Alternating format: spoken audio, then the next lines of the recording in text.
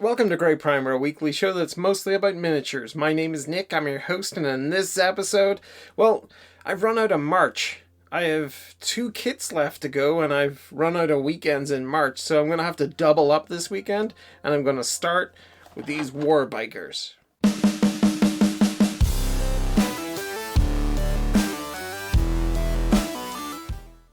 Yeah, so we're going to have a little bit of double trouble this weekend from the Orks with the Warbikers today and the Battle Wagon tomorrow to finish things off. But that's coming up tomorrow. Right now, I'm going to get these Warbikers unboxed, and I'll be right back. Sometimes just looking at the cover image makes me wonder why I didn't buy this sooner. Like, look how awesome these guys look. I mean, I'm bound to have been exposed to this in a Warhammer shop in Dublin at some point. Why would I not bring that home with me?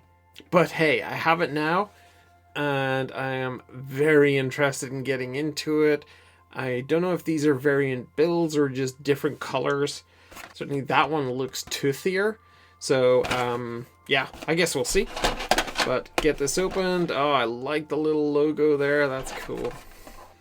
Got some oval cavalry bases here. Got the 3 of them. Sprues. Woohoo! Everyone loves a decal sheet. Not sure everyone loves putting decals on, but everyone loves a sheet. And a fairly standard full-color Games Workshop construction manual, and they're incredibly easy to follow. Have lots of really great tips on how to safely build the miniature, and usually have really good displays on variant parts. Like you can see here, the 3 variant bodies and then the 4 variant heads. Then you have all these stats for using Warbikers in your games of Warhammer 40k. And then multi-language there too. And then into the sprues. Lots of space in these sprues. Like there are lots of big gaps that we're not used to seeing in modern Warhammer 40k kits. I'm loving the bikes. Loving these sort of hog designs. The touches of orc iconography on them. Even the wheels seem to have little bits of metal plates welded onto them or riveted onto them. And loving these orc faces that are mixed in there. And some of the weapons systems there too. And then the last one, we got some more weapons. You got some more of these teeth that go around the front of the bikes. Saw those in the cover. And yeah, handlebars and the like. And I think we're pretty much ready to go get these built. And I will be right back. See you soon. So here's the fully built up Ork Warbiker mob. And yeah, great. They went together really straightforward. There were a few variations on what you could put onto them, such as weapons and things like that. Not too much in the way of leftover bits at the end, not a huge amount, but they were definitely entertaining to put together. I mean, they're cool looking minis. Let's get the first one up here for you. And very much a hog kind of look, extended front forks, a really relaxed riding position, huge engine, this massive exhaust system. You definitely wouldn't be riding pillion on this thing.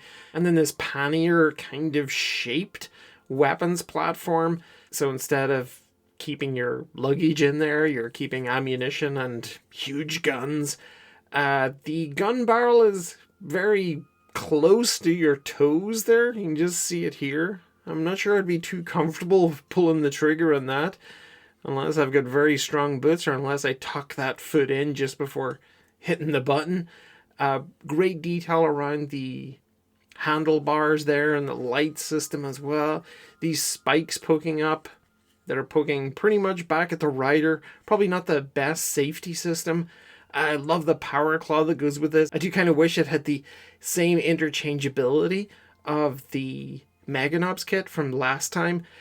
But still, I'm not complaining about that. What I didn't really like was the riding position. Unaltered. The rider's face was kind of buried into the Speedo here. So I ended up padding it out, and I left it unprimed here so you could see it. I padded it out with a bit of putty, and it kind of looks like a little belly spilling out over his trousers, but it just allowed me to get the riding position back a little bit of space here between the handlebars and the face. So that probably wasn't the best riding position out of the box, and it did need that bit of modification. The second one, I tried to avoid the need for that by leaning him over slightly here and actually tilting the angle of the bike. So it's kind of like it's cornering there. And I just changed the riding position to match the angle of the bike body. Cool chain, cool motorcycle chain is the weapon. Even though there aren't any rules for a motorcycle chain, I guess you would just treat that as a choppa. Really cool orc symbol here is the, I guess the mounting platform for the lights. And this one's slightly safer at the front, although it is still a little bit spiky. You definitely wouldn't want to go for a high side on this thing. It would end up cutting you open. Great weapon systems as well. And some just lovely details throughout here. Nothing really to complain about, apart from that slightly goofy riding position.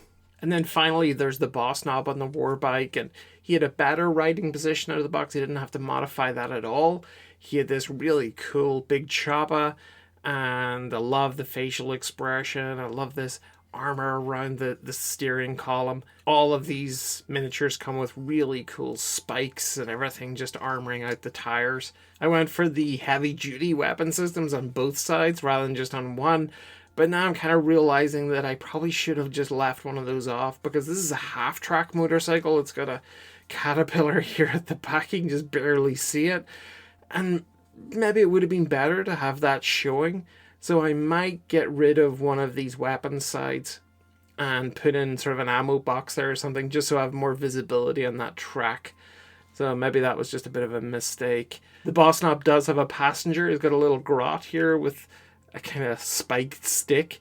There aren't any rules for the grot, but perhaps there's something in the codex. Certainly there's nothing in the instruction manual. I really like the standard that the grot is hanging off here. There's actually a significant amount of detail in it. You can just see that this animal face, the ponytail at the back.